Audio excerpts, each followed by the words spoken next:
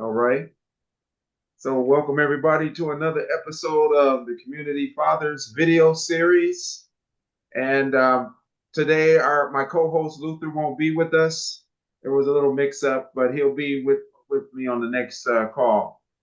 Today, I do have a special guest, my friend Pastor Steve Lever.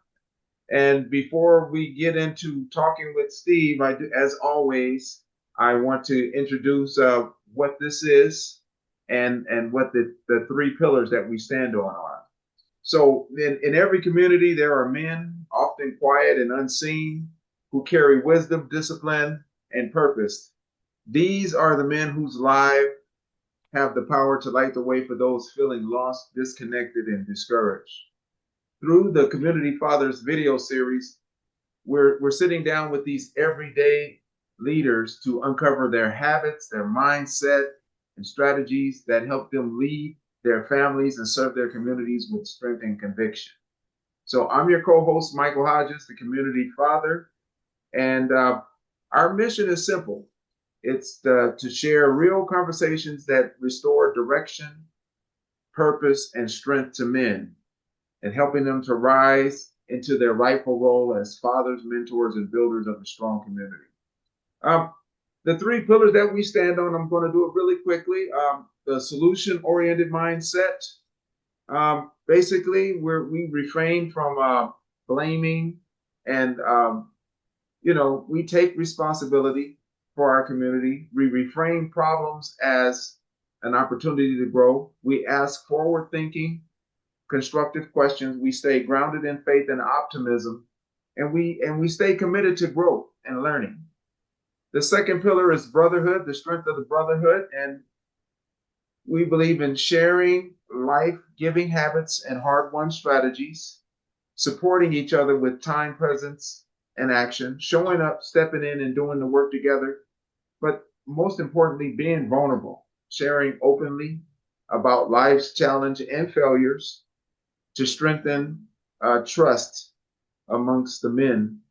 And the last is mentorship, effective mentorship, speaking truth with compassion, often guidance without judgment, and living out what we share side by side. And one example that I've mentioned several times is when I think of effective mentorship, I think of when Jesus called Lazarus out of the tomb, and he told the people to take the bandage off of him and to release him so that he could be free. And a lot of people have tried to glorify that story and say that the smell, magically disappeared. But I like to think that the smell was still there, and the people who went to free Lazarus just really had a heart to see this man set free. So they were willing to endure whatever they had to do to see that happen. And to me, that's what a good picture of what effective mentorship. Okay, but enough of that. Now we're here to talk to my friend Pastor Steve Lever, who I've met through a good friend of ours, Dr. Brett. And Pastor, before we get started, do you want to just kind of give a real brief introduction about who you are? Ooh, okay. So simply put, um, I was born in San Jose, California.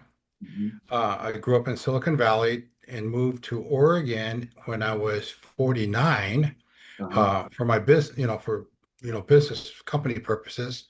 Um, I was born to a very large, I was the 14th of 17 children.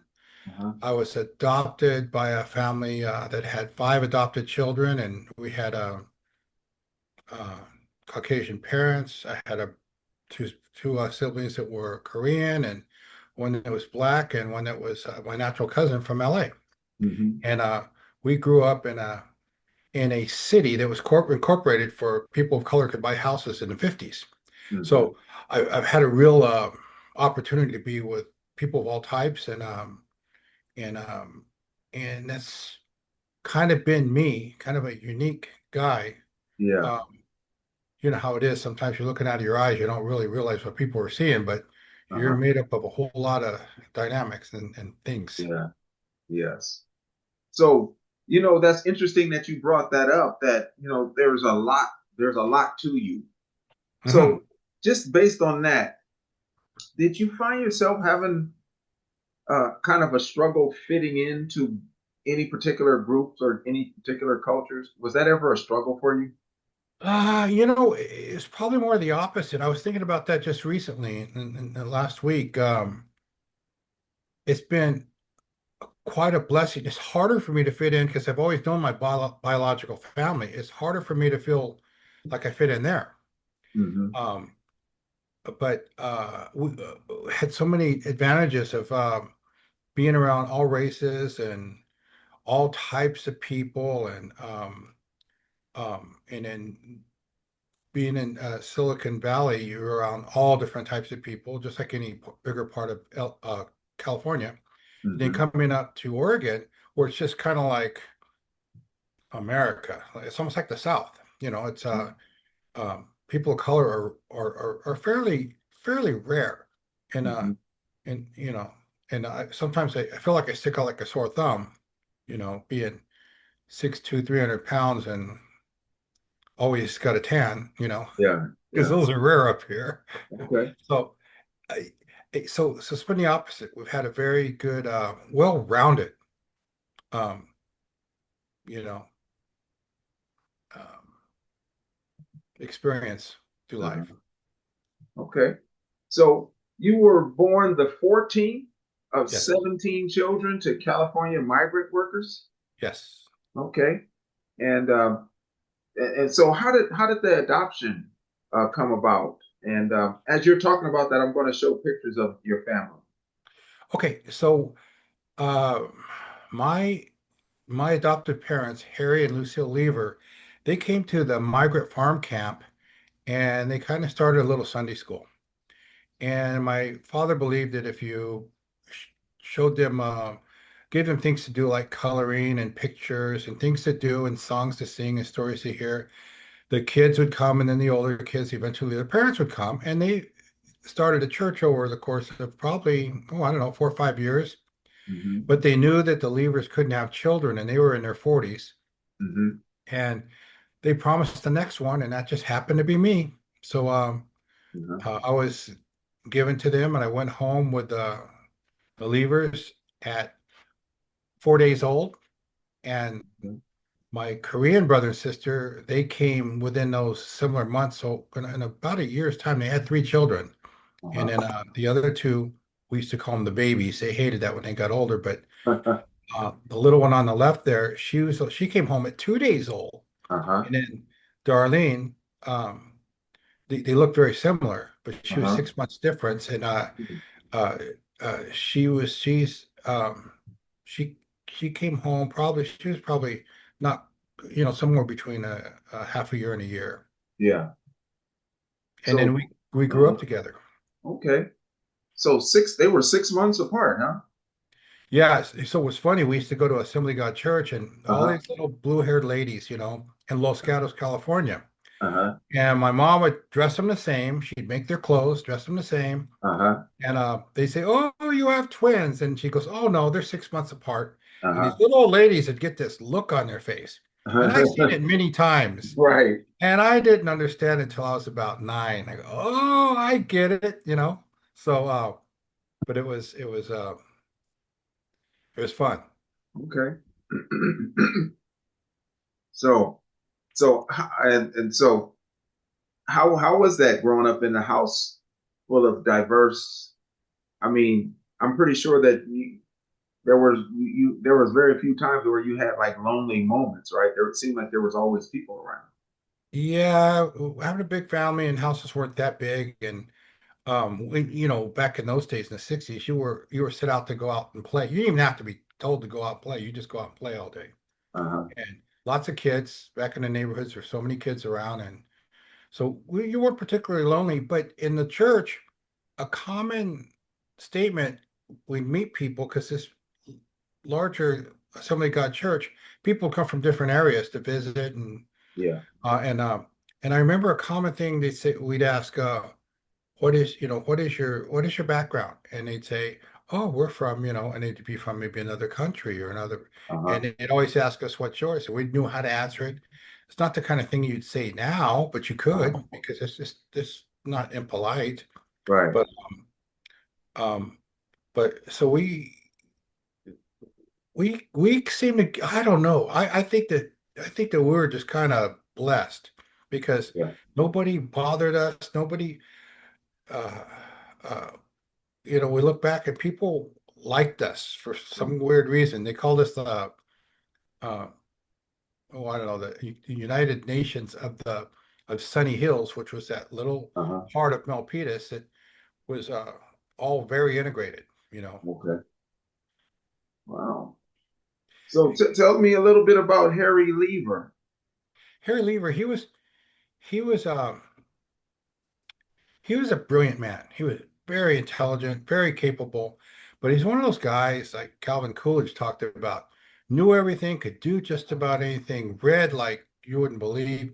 He went to Uh-huh. college until he was in his 50s and he finally graduated. He had so many Uh-huh. units, but he finally chose a couple of majors. But every year he went into a class or two, and he's a brilliant man, but he just never really did anything with it. But Mm-hmm. um, to be around him, um, I became whoever I became mostly because, I was like one of those inquisitive kids. I was always asking questions. In Yeah. fact, the very formative thing when I became 30 and started working with men, Mm-hmm. we had this thing at Promise Keepers where they say, find out if your father appreciate who you are and who you become. Well, I sat Uh-huh. my dad down. I said, well, what do you appreciate who I become? And he said, yes. I said, well, what do you think of when I was young? I was always asking questions. And Uh-huh. his words to me was, son, I was teaching you to think. And Uh-huh. I'm thinking he was deliberately teaching me to think as he told me how to explain things, how to tell stories, how to, just approach any concept and idea. Because he was Yeah. born in 1915. So if you ask him about the Wright brothers, he talked about the family down the street that were trying to fly too, and Uh-huh. things like that. You know, Okay. he lived through the Depression, and I mean, I've got history just by Mm-hmm. being a son. Yeah. So did you ever get a chance to really know your biological father? No, in No. fact, the funny thing, so I have 12 brothers or 11 brothers, there's 12 guys, Mm-hmm. and and then the five sisters, but nobody, none of those children got to know him. And if you talk to him, none of them ever really had a conversation. He was like a stern guy. If you asked, Mm-hmm. he took that place. He didn't have time for for the children. Yet Uh-huh. he put them to work in the fields, right? Yeah. Um, but yeah, so I know him from a distance. Okay. Okay. And you said that Harry Lever was deeply flawed. Is that something that you care to go into, or? Yeah, he was. Knowing being who I am now and working a lot with um, how'd you say, people with trauma, which is just about everybody out there, Mm-hmm. and people who've had to have gone astray, got involved in drugs and alcohol and Mm-hmm. various things. I don't know, just being manipulative, but living their life in denial, which is simply doing something that you learned growing up, and Mm-hmm. as choosing it as a grown up, people can see through it that it's not a very mature approach to life, Yeah. you know. Uh-huh. So sometimes it's lying or just being manipulative, and you may not even have too much of a motive, but that's you've not been allowed to mature in Yeah. a safe home. And Uh-huh. so what he did, him and my mom both, by the time I got to be around 10, so they had come to a big breakdown, and he returned to drinking and using pills, and Mm-hmm. she returned to drinking and using Yeah. prescription pills, and we that's what broke down the family. and Yeah. and so he was the flaws was he was a believer, he was a pastor, he was ordained, but like a lot of people these days, he never sought his healing, you know Mm-hmm. and that's something we have to deliberately do, or at least be open when God reveals himself. Yeah. A ministry reveals himself to, like your ministry here, to help people discover things that confuse them, Yeah. or just don't seem right. Answers are often, there's a little bit of victory in those. Yeah.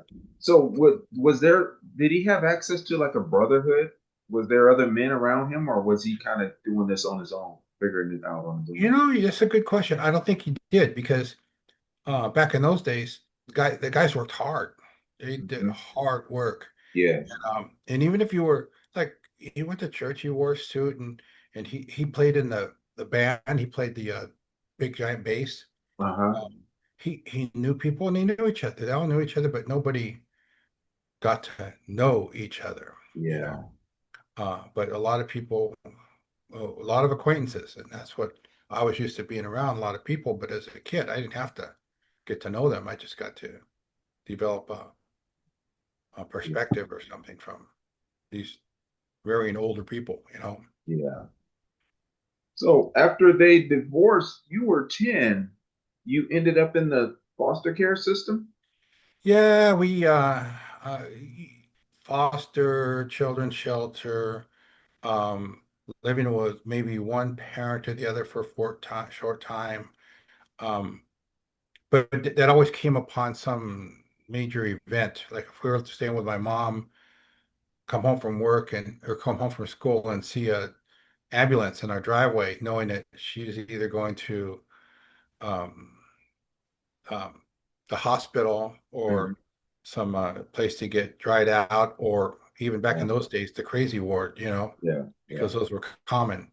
And Hmm. they're just, mental hospitals, but, they were used for anybody who had a, psychological uh, concern. Yeah. Yeah. So, So, of course, then I knew right away we're going to get in the cops' car and they're going to drop us off at the children's shelter and wind up living with some people. mhm. And I was a real compliant child. So I did okay, but I learned later when I was older that being compliant is kind of a curse because you're not you're going along to get along, you Yeah. know. You're just being agreeable. And it's not bad, Hmm. but you're put in a place where you gotta, how would you say, answer a lot of adult questions. Yeah. Yeah. And so you do your best, Hmm. and you didn't until you get older, people realize, well, why'd you have to do that? You're only 10. I go, Yeah. well, that was the option, And Uh-huh. so I'll So, give you an example. Like mhm. I went to one place and you got a bag of clothes. I Yeah. mean, you Yeah. went to children's shelter, you show up at the next place, and maybe 5 months later, you're 10, you probably don't fit those clothes, and they probably have holes in the knees and all this stuff. And Uh-huh. and they look at you, you don't have any clothes, you don't even have a jacket. And so they make a deal with you. They say, okay, we're going to buy you clothes, but we're not going to be able to get you anything for Christmas. You go, Mm. okay. So Yeah. here comes Christmas. Everybody's unwrapping gifts, and you're like sitting there and, Uh, 3 and 4 months old clothes. yeah. And so you answered an adult question, you know, yeah, that makes sense to me. I Yeah. mean, pay me now, Yeah. you're going along and you realize, okay, or you would get much, much less than, and but you say, okay, well, it's okay because I'm just living with them. I mean, you don't, you learn that you don't necessarily measure up because you're not one of the family, you know. Mm. Mhm. So you're okay with that. That makes sense to you. But uh, you have to learn to get beyond that as you get older because you carry that into adulthood. Yeah. Yeah, I'll take Yeah. the job just to get working. And say, Man. well, the pay's good and swing is good, and you didn't want swing shift, and but Yeah. you try to be positive. Man, hearing that and knowing who you are now, you have definitely come a tremendous way. I mean, that just listening to you talk about that moment right there, what sitting around and watching everybody open up gifts. I mean, it just seems like you had to become accustomed to what's the word? I don't want to say pain, but just just just Well, they call it when you get older. People, when you tell people a little bit of a story, like they go, that happened to you, and you're thinking, why the deep breath? uh-huh, I uh-huh, lived through it. It wasn't, it just happened, and yeah, they say, well, no kid would you do that to your kid? I go, well, of course not. And I had uh-huh, a nephew come live with us, and I did everything they could to thrill his little socks off. And uh-huh, in fact, I'll tell you a story that he was 10 years old. His mother had died. His father kept the namesake. His name was the namesake was named Michael. mm-hmm, Matthew came and lived with us, and he was sad. He'd found his mom dead and died in her sleep. And one day we took him to church, and we came back, and we're at the Safeway, and I look at these big old giant sandwiches, which were literally a loaf of bread, and I'm in my 30s, and I look it down, and that's actually I said, Matt, I'm gonna have one. I think that's good for lunch today. And he looks at me and goes, yeah, Uncle Steve, that'd be good. I said, put one of those in the buggy. And he puts it in the buggy, and I said, okay. And I said, I don't know what you're gonna eat. He goes, because you're not eating any of my sandwich. And he looked at me, oh, it's okay, and I know that thing. You just uh-huh, subscribe to whatever happens. And I said, if you want to eat, you better grab your own. And he looked at me like he just won the lottery. I said, go ahead, get one. We'll sit down and watch football and eat our sandwiches. But you got to eat it all. He goes, I will. And he was kind of a little strong, portly kid. And uh-huh, so he went and ate that. And I'd do things like that, set him up to make him feel good because I knew what yeah, it was like to, uh-huh, uh, people didn't have the insight to what would have thrilled me. But I was a pretty easy kid, you yeah, know. But a lot of these things serve to help me in so mm-hmm, many ways to be who yeah, I became as a man. yeah. That man, you would have been, and I don't know if you ever had an opportunity to teach, but just listening to you talk, you would have been a great teacher because you have this empathy is just kind of built in to who you are, you know. I didn't learn empathy till I was 30, and I'll tell you the story. Uh-huh, When I turned 30, I got sober at 30, uh-huh, and and my son was I don't know, he was about 8. He had uh-huh, this tick where he'd go like this with this, like if you're throwing his hair back, mm-hmm, and in the school psychologist was talking to him. And in the next year, they didn't have room for him. So we called Kaiser, and the Kaiser, oh, we got one, come on down. And then the school found out they had room for him. And I was going to the first appointment to tell the Kaiser doctor, oh, we won't need your help. Thank you. I'm trying to do the adult thing now, right? Here I am, mm-hmm, just like the men we're talking to, yeah, 30-year-old trying to be the man now. I right, show up and I say, well, the school said they got this, so we're not going to need your help. And they said, well, what about you? I said, no, we're here for my son. I think you have it there in your folder and all this. And they said, yeah, but what about you? And I'm thinking, what's this guy saying? What's he doing? uh-huh, And I'd never been involved in any men's group. I just got sober. I just started living life because it was through God that I got sober. mm-hmm, And he says, we have this men's group. He says, and we sit around on these big pillows, about 7 of us, uh-huh, and we go around a room and you speak about your day, and anybody can give you any feedback they want. yeah, And I said, my Kaiser gave me 10 meetings. So I went and I'd get out of there and these guys, so here's a guy without empathy. The guys uh-huh, say, well, my daughter does this and that, and I don't know what to do. And I just say, man up. You're and I just jump in their face. uh-huh, And I go back the next day and the next time, next week, and I pray. I say, God, what am I doing here? I don't want to be mean to these guys, but this is just silly. yeah, And he began to show me. He showed me. I swore I heard from him because I had this little piece of paper, a little post-it, and I wrote down. He showed me, he said, I realized I don't have empathy. I didn't really know what empathy was, but mm, and so I looked it up. I go, oh, okay, I wrote empathy. And then the next time I was still kind of pushy in that. And he said, and he showed me, you don't know how to love these men. And then mm-hmm, finally, he showed me the reason I don't have empathy, I can't love these men is because every time I go into a room, I mm-hmm, leave my rights on the outside of the door. mm-hmm, Just like a lot of people, uh, I'll say of color. Mm-hmm. They'll put their rights, they won't bring them all the way in, Mm-hmm. and they'll find out that they're working at a disadvantage because they're not whole. So when he showed me, if I have my rights and I understand that I'm equal with these people and that I empathize, I can love them, and all of a sudden my responses to them became brilliant. And I had to leave after 10, and the last time they tell you what they think of you, and they said, Steve, when you first came, you were scary. You scared us all. I said, but all of a sudden you just changed and you became like delightful and loving and caring. And that was what God did in those 10 weeks. And Oh. I saw it on paper and I saw it happen in my heart. Uh-huh. So um up to that point, I was just kind of like any other guy. I just kind of judged the situation and stood on the side of the fence that I or my dad or people I knew stood on the side of. I was not as broad and balanced as I became Uh-huh. once God started growing me up, you know, Uh-huh. um, growing me up emotionally and um, like you say, being solution oriented. Uh-huh.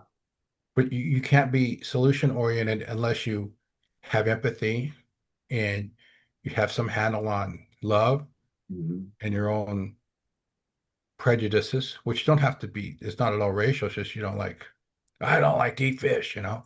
know, I'll go there, eat fish, I'll get a burger. Yeah. But big things happen when God opened my eyes and my mind Uh-huh. from just surviving to now growing, being able to grow Yeah. and and learn from people and receive Yeah. as well as give. Man.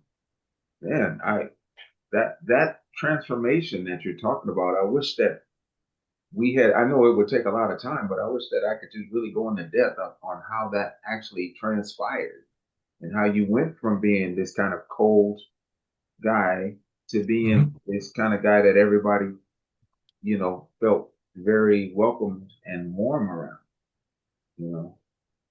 So Well, about the same time, God kind of made it clear in the church we were going to that I was a leader. And then at work, they wanted to make me a manager and all these things. And before in my 20s, I didn't want any part of that because I had I didn't have a good taste in my mouth for leadership and authority figures and that because I was kind of afraid of them. I didn't okay. understand them. They never did anything for me. And if they Yeah. did, I didn't realize it. Mhm. They were probably good men protecting me and women protecting me, but Right.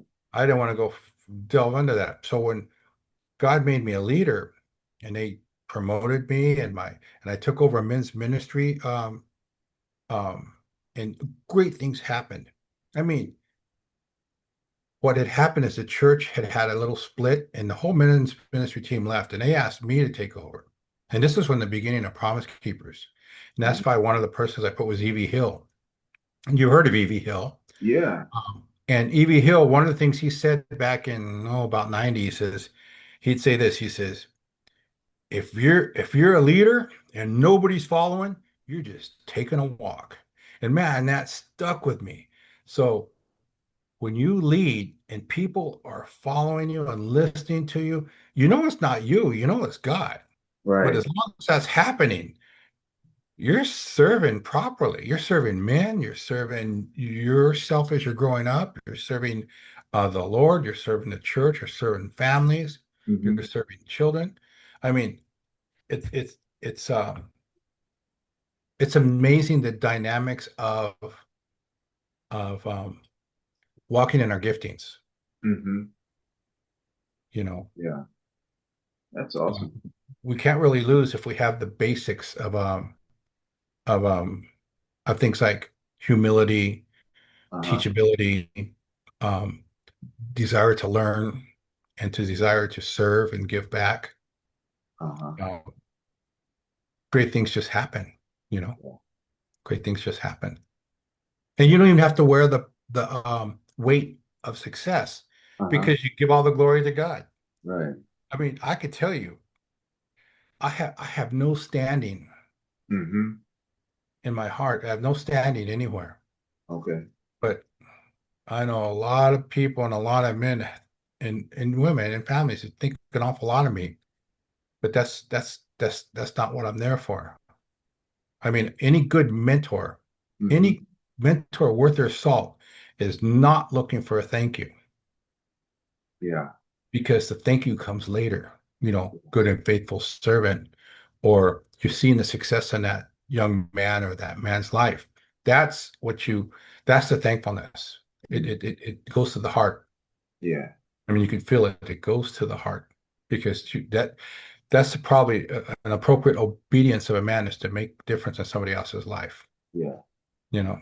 Yeah. There was a lot of power in what you just said, where you said you had no standing. And I Mhm. think that's really something that men need to kind of lock into and understand deeply, you know. One of the great things that come from that is by having no standing, because it's me and God. So he Uh-huh. gets all the glory, I get all the experiences, and Okay. so it's like he has victory, but he lets me call myself victorious. Uh-huh. So um, in that, I um, I get to keep going back for more. Hmm. And if things go bad, which do in our lives, something happens with someone, we know that now we're going through a process. We're going to learn. We're going to learn how to apply ourselves. We're going to learn how to size it up, walk in wisdom, make good decisions, go through, and as it closes, you get on the other side and observe it for what did I learn? What could I have done Hmm. differently? Or was this something the Lord took me through? And what did I learn in this process? Yeah. So you're forever growing, although some horrible things can happen to you because people can be horrible and terrible, but there's always some level of payoff in it, Yes. spiritually and soulfully. Yeah. So it's like Bill Heyman says, he says, you the worst person that you work with or bothers you says you should pay him because he works for you. He brings out the worst in you or shows you what's the worst in you and turns it into the best in you. Yeah. We need those people who rub against us, not to encourage us, but Uh-huh. to keep us honest Yeah. because, Yeah. you know, You it's not know, all picking daisies and skipping, right? uh, you know, as you were talking, I was thinking that even though I have this platform for men to talk on, and people might look at it and say, that's such a great thing that you're doing. The way I feel like I'm being stripped all the way down to nothing. And I'm grown, I'm learning through all of this process. In every conversation, there's something to be learned, there's something to be gained. And so, like you said, I get to have the experience. God gets the glory. I get to have the experience. Right. That was just well said. I appreciate Well, it's like the Newsboys, this old song they had, there's one piece that says, "Don't believe the hype," you know, that. Hmm. and it's true. Don't believe the hype. The hype may be there, but Yeah. that's not what we're living for and around. That's just maybe a high form of drama. The Yeah. drama doesn't do nothing for you. Yeah. So you never want to get caught up in that. But that's just simple wisdom. Yeah. But stay still for whatever's going to be delivered to you in personal breakthrough or Uh-huh. breakthrough for somebody. A man cannot have breakthrough without many other people receiving breakthrough too. Hmm. Because when men grow, they affect others. It Come just on. happens. Just like when a guy does horrible things, it affects others. Yeah. It's like they say, hurt people. Hmm. Well, healed people and healing people heal people. So we just want to get on the side of the tide that's useful. Yeah. And it's not that hard to do. Yeah. I think that could be another component of this video series is Hmm. to give a chance for men who have been healed to heal others. Yeah. Because there's enough hurting going on out there. So let's counter that with some healing. We could talk about that. So talking speaking of that, before you even get into the men that affect you, is it okay if we go straight to the alcoholism and when you hit rock bottom?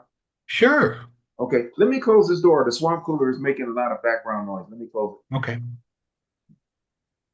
it. Ooh,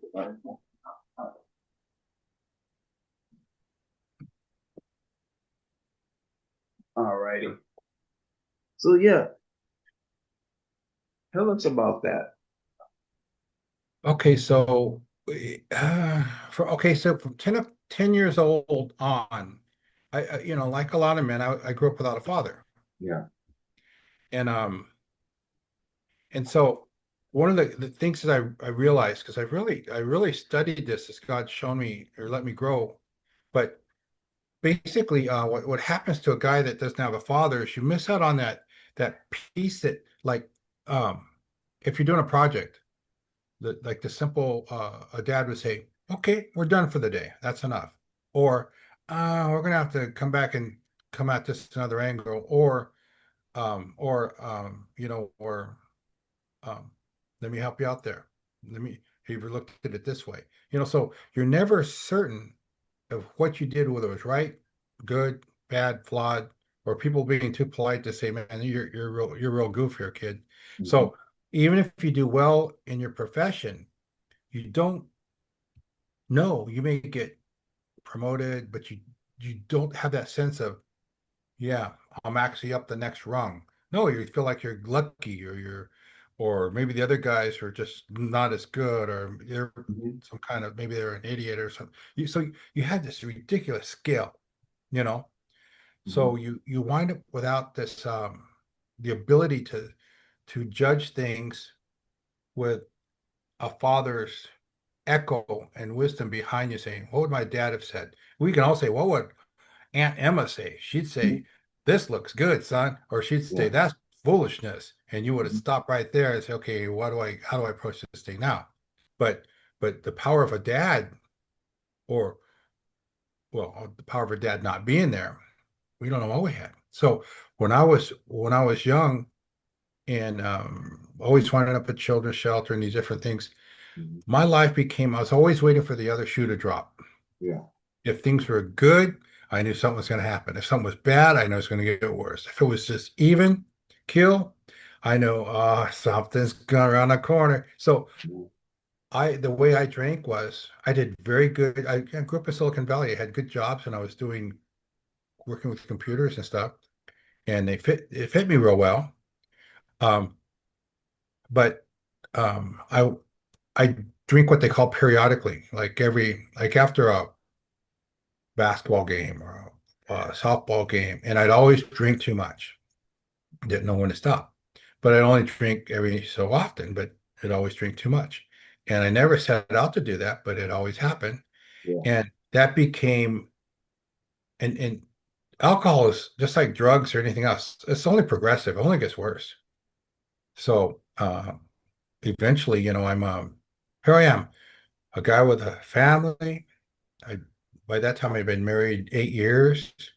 Um, but I was getting DUIs and these sort of things, and I actually got a 3 and 7. I showed up at it was in San Francisco. I went in to court Hmm. to take care of it. I didn't get a lawyer because that was 4 grand back in that year, 80, 87, whatever it was. And I didn't have that kind of money. And they laughed me out of the courtroom. Well, I had that flawed humility. Okay, well, and they sent me to social services. They had me write my story out from youth on. And after they read it, I'd heard this many times. No wonder you drink. And I go, no wonder. Well, or cops pull me over and say, get some help. And I say, where's the help? What's the help? It's like your ministry right now, and there's men out there maybe listening to it or going to listen coming months, and they're wondering, where's the help? What's the help? What's it look like?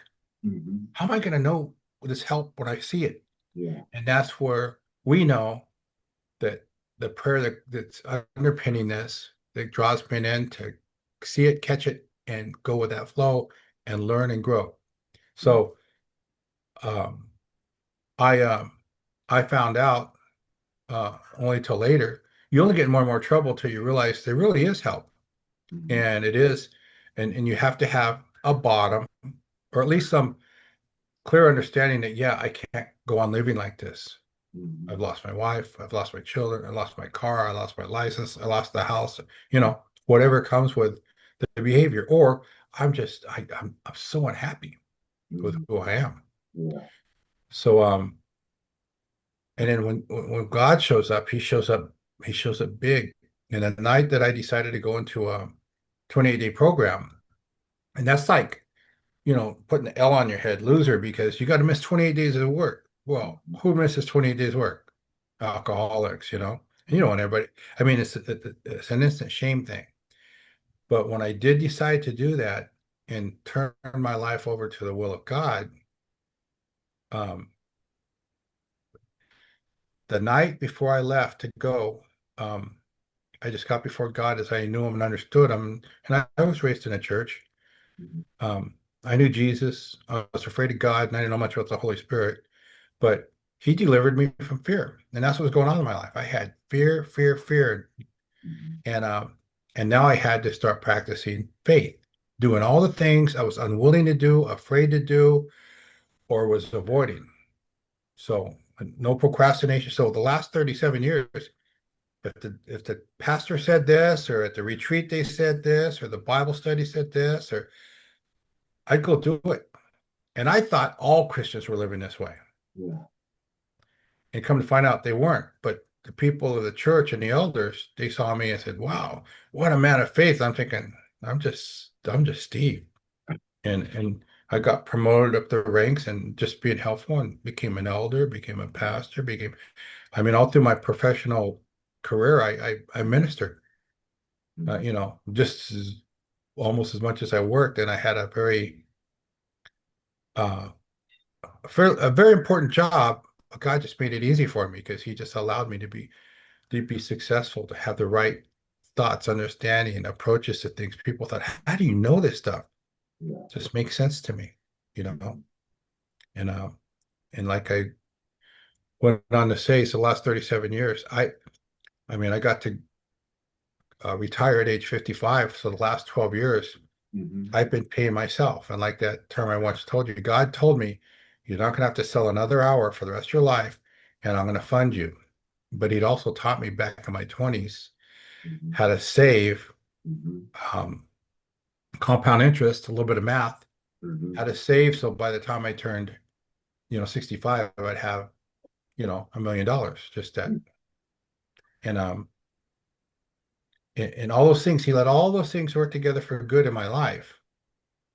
And ultimately redeeming me for who you created me to be and not what life um Was dictated. manufactured. Yeah. That's great. Yes, that's the story of success, and money's only a part of it. Yeah. But it's again, it's his success. Yes. I know I'll tell people, I know a guy that had some horrible things happen to him, but I know what it felt like, what it looked like, what it cost, but it doesn't feel like it's like it wasn't me, but I Mhm. understand it real well, although it really was me. Yeah. But I'm so distant from it because I'm not that man. Yeah.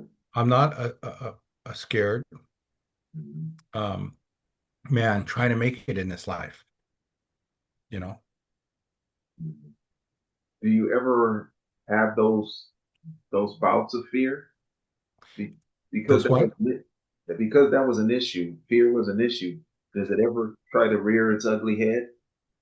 It doesn't exist. Wow. It does. Wow.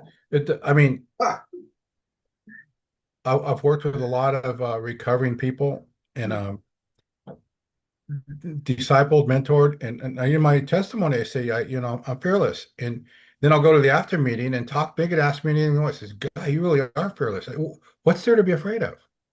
I mean, I don't uh, um, go up to Lee Laurie Brown and pull on his mustache, but but I'll tell you what, the Lord gave me a prophetic word many years ago. You have no reason to be afraid of big, tough men. And so I immediately joined the prison ministry. And I can go up to anybody. We just connect. Yeah.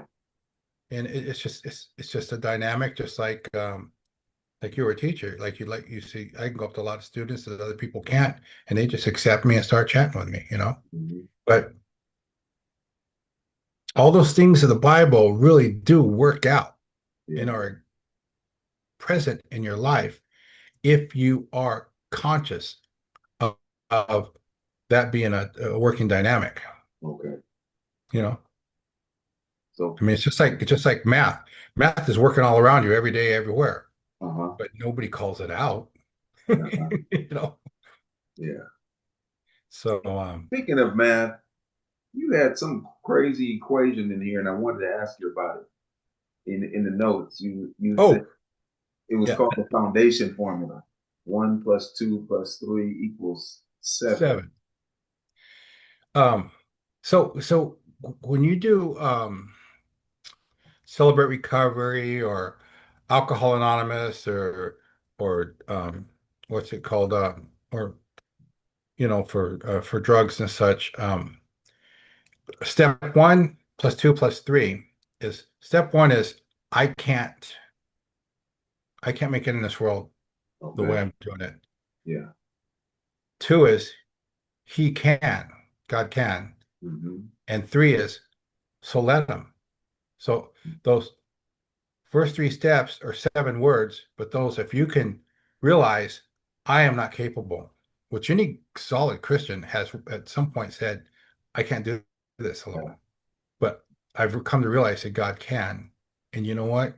I'm going to accept him and allow him to have, ideally, when he's Lord of your life, the lion's share of the decision. And I'll try to hush up now and again and watch things work out. You know, So, so it's so now step this is, one plus two plus three equals uh-huh. those 7 words. I can't, he can, so let him. So does does it ever get challenging? Because it's not as easy as you say, or at least I don't think it is. Does it Yeah, it ever? is. Yeah, it is. Yeah, it is. Because, I mean, okay, I mean, like, aren't you? Aren't you? Aren't? And you already said fear doesn't exist, so I can't even say fear. But like Peter walking on the water, and then all of a sudden he starts looking around, and of course fear sets in. So how would you deal with that if you're letting God do what He's doing, but when you look okay, around, you, I'll give you an example. I'll give you okay, a okay, profound example. About 3 years ago, I'm going through men have to do these tests when they get older, yeah, you know, and I don't like those procedures, and I don't, and I, I tend to get a little bit of anxiety when I know they're going to lay me on a meat slab and I got to be there with only a t-shirt on, and they're going to yeah, start probing. Well, they had to put a camera up my yeah, yeah, urethra, and then they had to put and then they had to do a ultra scan of my body looking for mm-hmm, uh, whatever would happen in male issues. And so the first day they did the scan, the next day I came back and they put the camera through my urethra, and the guy says, "Wow, that's clean up here. This is perfect," you know. And but going into this, I was like getting anxiety, a little bit of anxiety. I could feel it. And I really believe that God gave me that so I know what people feel like, because so many people have anxiety these days. So I mm-hmm, prayed. I prayed Philippians, uh, what's it, 4, 5, and 6, or four, um, don't be anxious about anything, but mm-hmm, instead pray about everything and always remember to thank God. okay, And the peace that surpasses understanding will be upon you in Christ Jesus. mm-hmm, So I prayed that, and I was just thinking for all the things I had, and I've done this for the last 35 years, and it okay, always works. And He gives me peace. And I said, Lord, I know you're going to give me peace, but I want something extra, something extra. okay, And He heard me, and He gave me joy on top of it. So when the guy says, "Okay, well, this looks really good. However, yesterday's test with a shows that you have in your your left kidney cancer about the size of, tip of your finger, and it's uh-huh, encapsulated. And if we go in there with the Da Vinci tools, we could probably get just it. If not, we'll take part of your kidney. And if we can't get in, then we'll cut you open and get your whole kidney. But and then you might have to get chemo after and all that. And remember, I've got peace, and now I got joy. I go, all right. I go, I've watched I watched oh shoot, what's that medical show? But anyway, that medical show that's up in Seattle somewhere. But I said, so and I've always been a troubleshooter, and we've always did root cause, and I said, so yeah, it all makes sense. And he goes, oh, so you're good with that? I said, yeah. I said, when will this happen? Well, probably in about a few weeks. Uh-huh. I said, okay. So I had to call my kids and tell them my son got angry. Dad, stop it. I said, what? He goes, you sound too happy about this. I go, well, I'm not unhappy. And he goes, just stop it. And I was like, okay, so here we are. I'm out there walking on the water, and I know I'm going to be okay. So and this is during COVID time, so I have to go on alone, sit in that room, and then they start juicing me up and take me in, and nobody gets to visit me. And I'm thinking, Lord, I'm cool, you Hmm. know, and but see what I'm saying? Yeah. No fear. If the chance of anxiety, Uh-huh. pray it away and believe. You have to believe because the object is to get rid of the anxiety. Nobody, I mean, I haven't got a lot of experience with anxiety, but it is not cool. You know, it is not cool. Yeah. I think if a lot of men understood that principle that you live by, they wouldn't avoid the doctor the way they do. You And see, yeah, I've been faithful to my doctor's experience, and it's not fun. There's nothing fun. I could just say I'm 67 and I got a reasonable bill of health, uh-huh. and but I ain't playing uh the game you play, and I'm Yeah. not playing basketball anymore. I'm not playing Oh, softball. pickleball. I'm You're not playing thinking big. anything. Okay. I just think about it a little bit. Okay. All right. But I do a lot of garden. I got a beautiful yard because I work. That's I right. I have a green thumb. Hmm. Yeah. So, Steve, tell us about some of the men that have made a difference in your life. Well, I looked at it a couple of ways. I looked at guys that were um like professionally. When I first got sober, there was a gentleman named George Souza who Uh-huh. made me a supervisor and a manager, and he Yeah. just saw the leadership all over me, and I Yeah. wouldn't have seen it, but and he was the guy I looked up to, and there was another guy named Bill Prevost who was a president of the company at Westinghouse when I was there, and Mhm.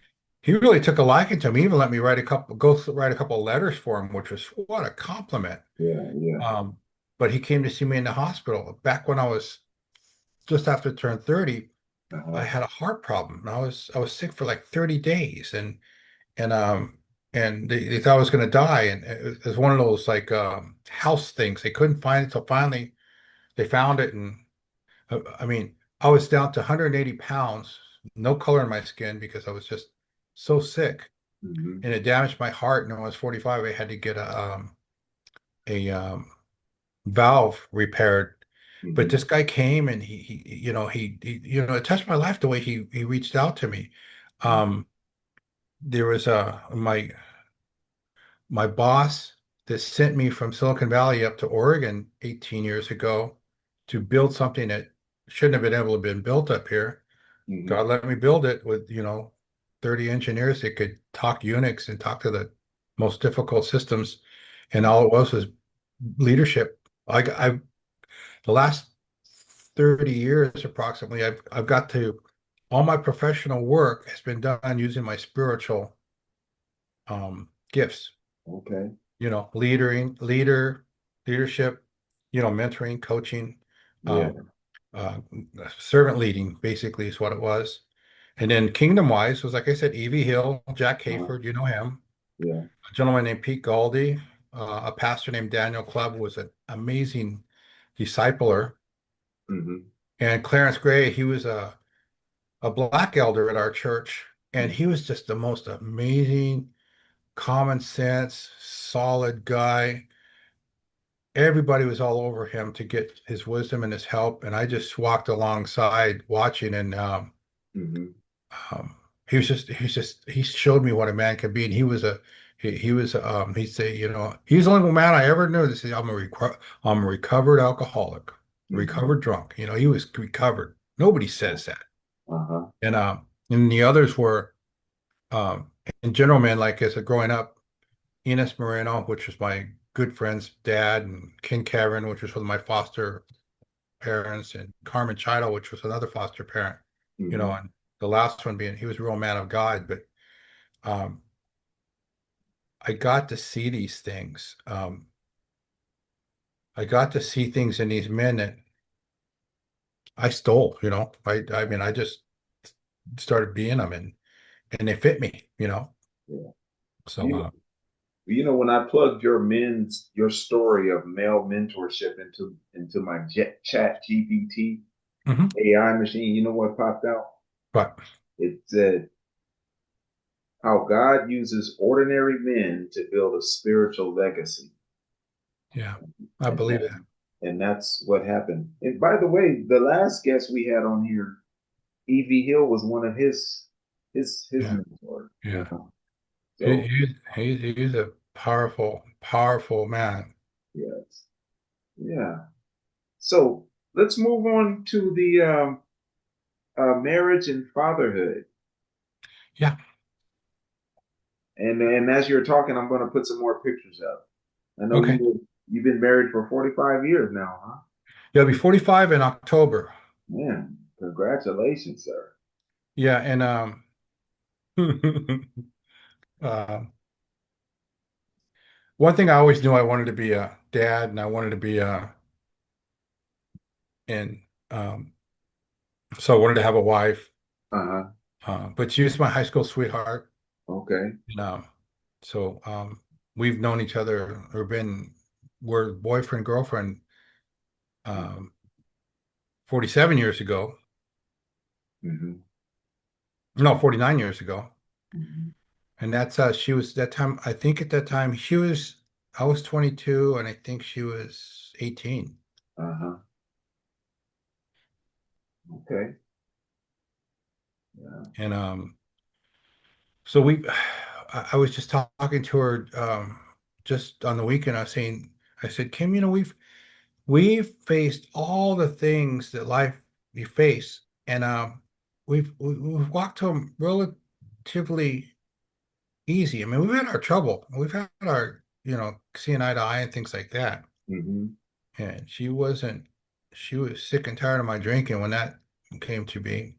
Mm-hmm. Right there is my family, uh my son, my daughter in the middle. The guy off to the left, that's the guy I bought the sandwich for. He was a Okay. nephew that we kind of adopted. His Yeah. wife and Mm-hmm. my son's wife is holding a little girl. And Yeah. the two bottom ones, those are more grandchildren. I have total of four grandchildren. The other one wasn't born yet, and that when that picture was taken. Uh-huh. Yeah. That's cool. Yeah.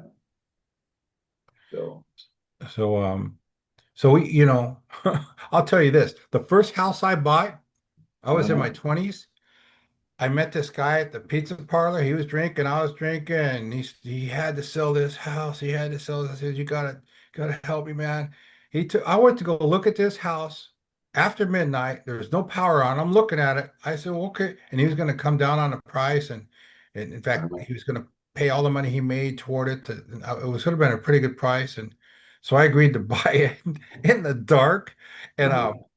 and it wound up being an amazing deal, and um we Is this got our the first home. And is this that's the one? what's that? Is this the one? No, this is the first house we moved to Oregon. Oh, okay. Okay. Um, All right. by then, it was got yeah. There's an incident that happened to us, which Mm-hmm. well, let's put it this way. There's an incident that happened to us that we loaned somebody some money that really we didn't even have. We financed our house and we only made like you know, uh, five, $6,000, right? Uh-huh. And we Uh-huh. loaned it to somebody, and it became a conflict, and they thought that I forgave the debt. Hmm. And I kind of tried to say, oh, I couldn't possibly have done that without my wife's. And, Uh-huh. and it went the church, and the church got involved. They said, no, well, maybe you did, and and it really hurt my wife. I said, here you are, you served this church all these years, and you're an elder, and they're just blowing you off. And we didn't have that money. Now we had to pay it back, but it was kind of a weird injustice. And we Uh-huh. just said, Lord, okay, we're just gonna swallow this pill, right? Yeah. And the $6,000, I can't tell you how many times $6,000 have landed in my lap, and God has multiplied and multiplied and multiplied, Hmm. um, so that we're in the place where we are now. That's my wife and I were on a cruise where they let you take the free pictures. Uh-huh. Uh-huh. But we had to learn how to vacation like a lot of people have to. But we found going on cruises um, in the later life. That's a picture of when I was 55. That was like the last interview I went to because Hmm. God already told me I wasn't going to get a job. But the company I left, they gave me 2 years of unemployment, Uh-huh. and I can go to school anywhere I wanted for the 2 years, and which Uh, was a big thing. But to keep the unemployment, I had to go on job interviews. When Semantic up here let go of many, many, many people, probably 100 managers. I uh-huh. talked to some of these managers and they said, well, I've been putting in resumes and I've got a single response.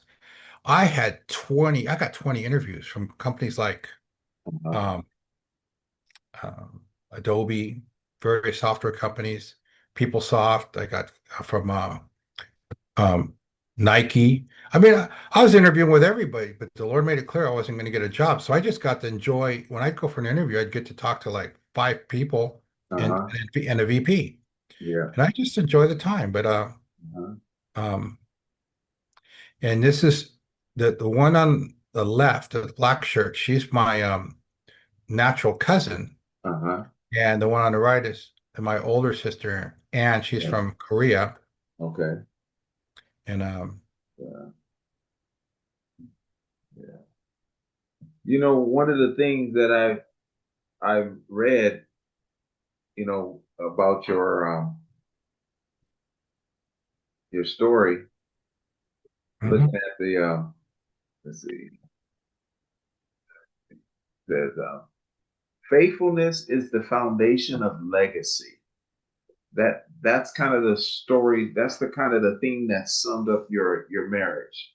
mhm. Faithfulness is the foundation of legacy. So I and I see here when you were talking about your wife, you said it was an ongoing lesson in faith, love, and perseverance. You talked about the modern pressures that men have, and you said that the only answer is a growing relationship with God. And so it sounded like to me that one of your main lessons in all your experiences was what happened through your marriage. A lot of your growth took place during your marriage. Would you say that? Yeah, because something about a marriage, if done right, it's not like we know how to do it right, but Uh-huh. the woman accepts us Mm-hmm. and protects us. I mean, doesn't tell the goofy things we do, and if they do tell it, they do it with the permission of the right setting, because we can be pretty silly when we get really free and around our family sometimes, Yeah. and sometimes you just make good stories. Uh-huh. But being the key to healing and growing out of trauma Uh-huh. is being around safe people. And if your wife can be one of those safe people, that is so key. Um, you're just going to grow like a flower put in good soil. You Uh-huh. know, it's Yeah. just you can't keep it from growing. Okay. Nice. Yeah. So what are some habits that you have to keep you balanced and grounded? You wrote here daily dependence on the Lord. You wrote denial of selfish desires and strives for balance in words, actions, and priority. You want to kind of expound on that a little bit? Well, I think that, because I'm retired, I get up and I get to explore things of the Lord, and and I I'm one thing I always have a plan. I'm a very got my calendar set up. I have things that, on the calendar I'm going to do, and so I track these things. So accountability, Uh-huh. and I try to remain available and faithful. But most of all, I found that I'm very relaxed and very balanced in my approach to life. Hmm. Nothing really sets me off because that really does no good, right? It just doesn't do any good. I mean, if there's some kind of energy there, then you just kind of note that and say, okay, this one's going to be intense. So um, I, I'm someone who gives because I can. Hmm. I mean, um, and because I can, God provides what needs to be given. I mean, I'm just a conduit. We've all prayed that. God, let me be a conduit.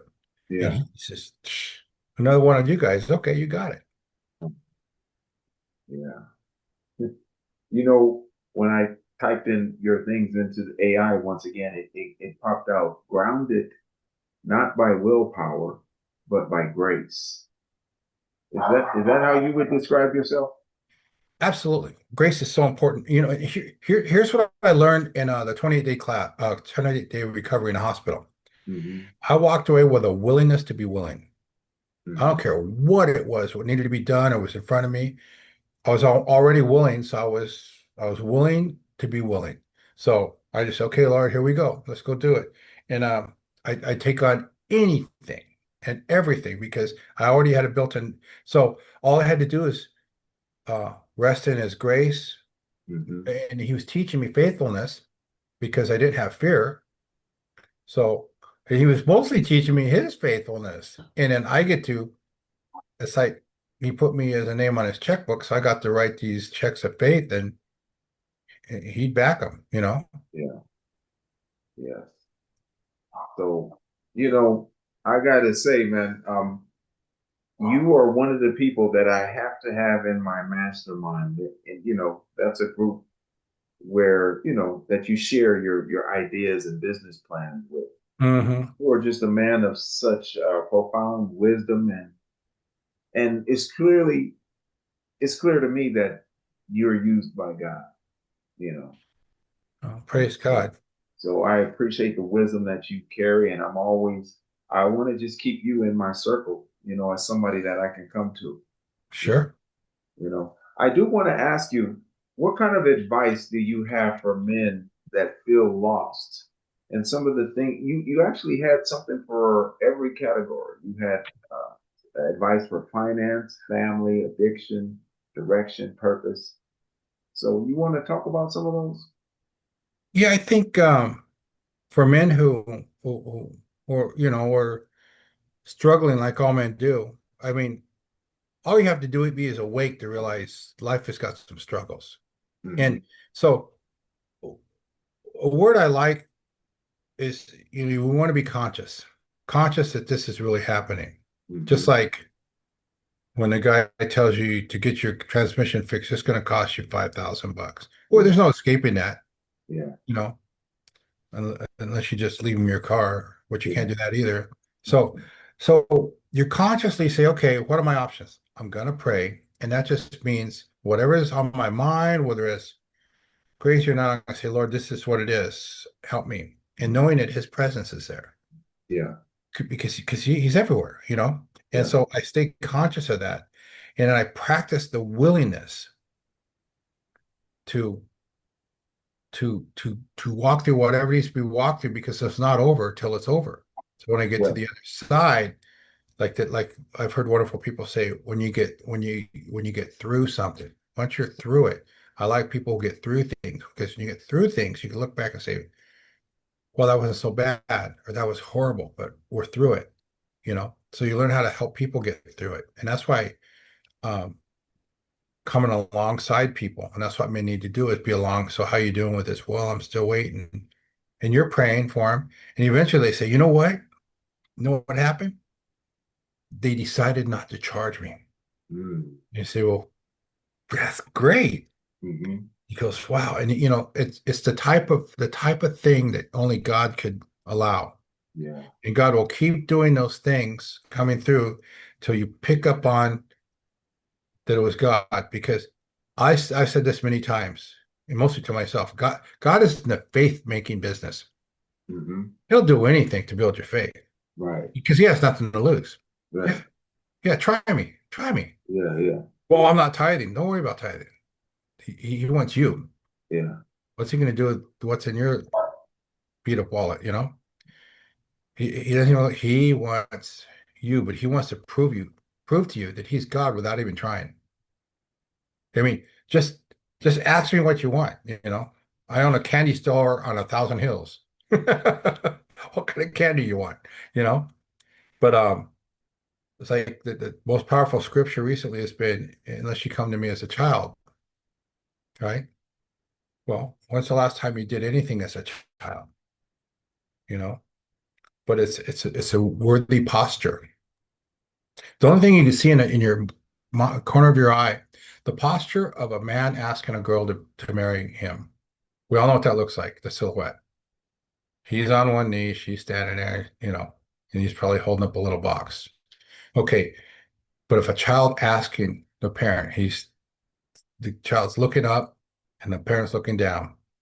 But that's what God wants. He wants us to just ask. If you can get out of your mouth, I can help, you know. And in the process, it'll clean up your motives and your methods and your ability to understand and appreciate. So it's just a matter of, like I told my son, I said, just let God be your partner. Don't do it any more than that. Just let him be your partner. When something good happens, say thank you. Praise God. Thank you. All right. Yeah. He understands.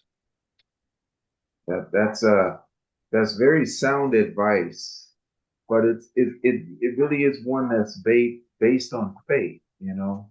Well, you don't need faith to do it. You just do it. You Okay. know, like if someone came in and said, "We're having a pie eating contest. Do you want to join it?" Well, I've never been in one of those. I've seen them on movies. Just come do it. Let's go do it. Yeah. Okay. So all you got to do is get from a pie and start eating it. Well, Yeah. that's easy. But a lot of things are like pie eating contests. Well, what am I Mhm. going to do about my shirt? Well, take your shirt off. Okay. Just eat pie. When he says go start eating pie, you don't have to win. Just enjoy Yeah. the pie. Make sure they give you a pie that you want. Uh-huh.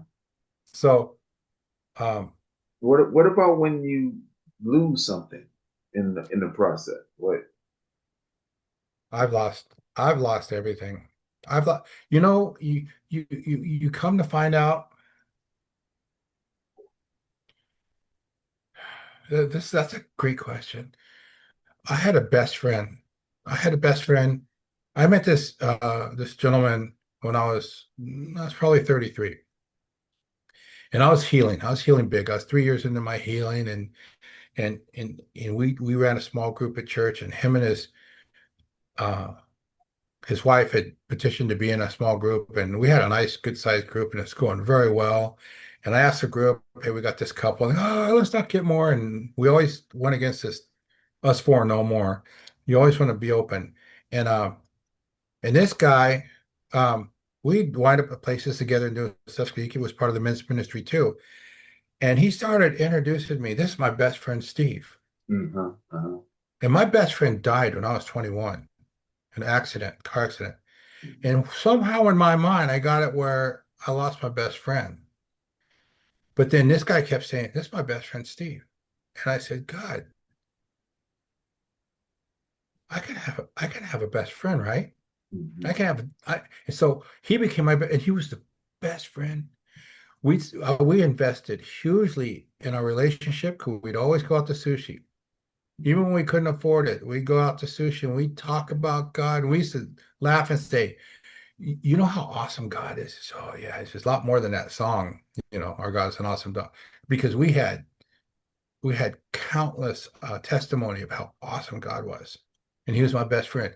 Now, 3 years ago, we went on a mission trip, me, him, and his wife to Mexico for a week.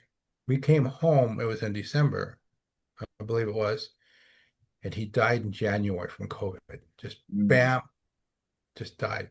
Best friend in the world. mhm. And we knew each other deeply and just disappeared. Yeah, yeah, And so it's like they say, you can't really ask why. You just know that you have to seek out the fact that was it for, I mean, the guy was the most kingdom guy I've ever known we studied kingdom for 20 years in Miles Monroe. uh-huh, But you know how tough it is to study kingdom. yeah, It's never ended. But um, so I mean, I've lost, but I look at what I've been given, it uh-huh, doesn't compare. okay, And what's waiting to be given to me and my own and all people in my sphere of influence, you know, I said, it's a couple of years ago, my wife and I took a class on grieving, and man, I thought I understood grieving. Grieving uh-huh, is a big, big deal, yeah. but it's important to understand and appreciate because within life there is loss.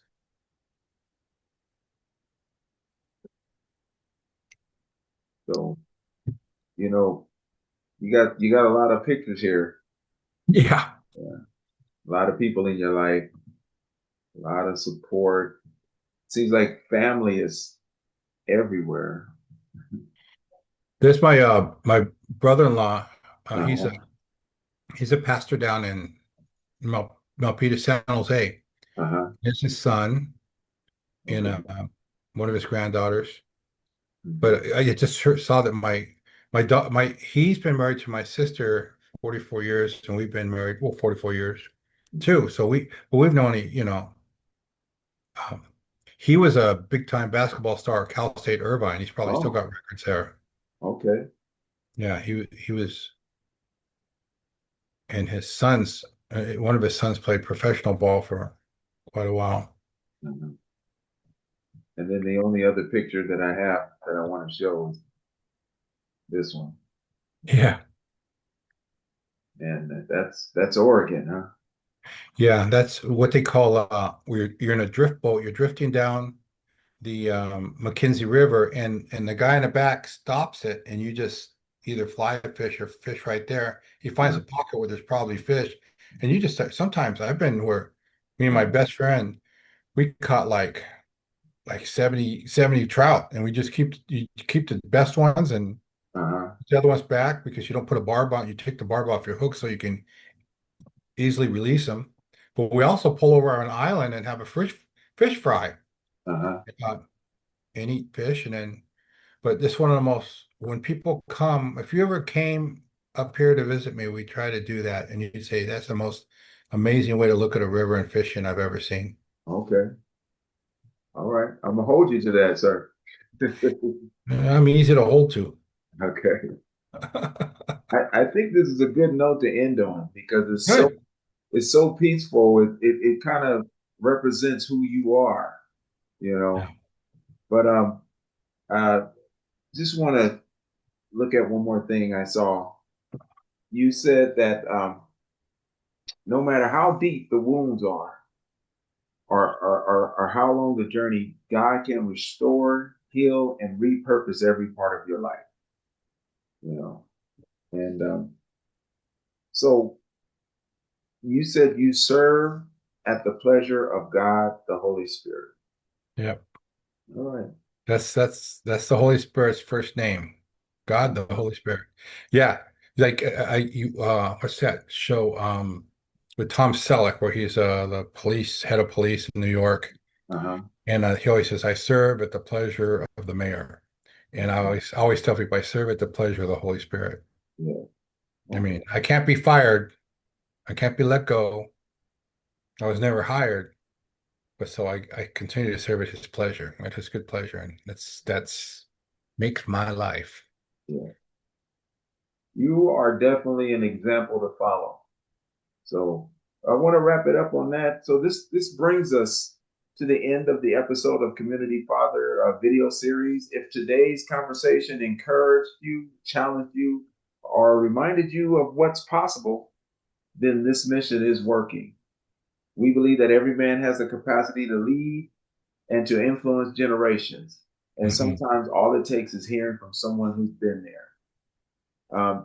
So we thank you, Pastor Steve, for being here. So let's keep showing up, let's keep growing, and let's keep building the kind of community our children can be proud of. This is Michael Hodges, Community Father, and this wraps up another episode of the Community Father video series. Thank you. Excellent. Thank you. All right, so I'll talk to you soon. All right. Bye-bye.